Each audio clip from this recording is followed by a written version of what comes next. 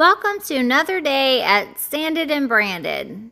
We got a really busy day ahead of us, but before we get started, our epoxy station is a mess. So Brian decided that he wanted to make a shelf to get stuff a little bit more organized. So we found some scrap wood in the shop. We have a little bit here and there. And he started to cut it out on the table saw, with Becca assisting, of course. Brian is the king of having a problem and finding a solution. Then he went ahead and cut out the supports for the shelf. Measure twice, cut once, right? Isn't that what they say?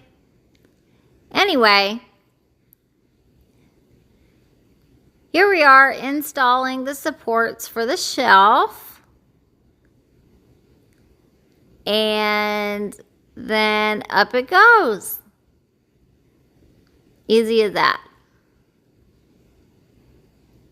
While they were working on the shelf, I had a conference call with a customer, just taking down some information on a new order that they wanted.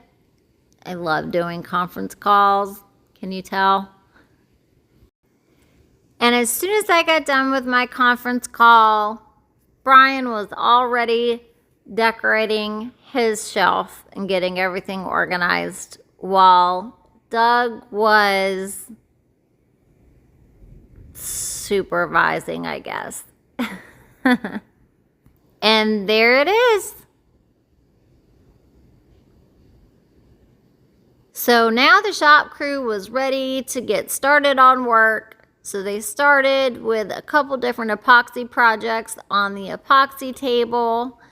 Here you see Brian laying out a slab for a through river table, while Doug went ahead and started mixing up the epoxy for it. You can see him here doing that. And they've got the epoxy poured, and he is using a hot gun to put the swirls into the epoxy before it dries. I had a couple projects I had to work on myself, so we're going to go ahead and install music into some of our mini music boxes. So here you see I've put the music in the box, and I'm going to fast forward through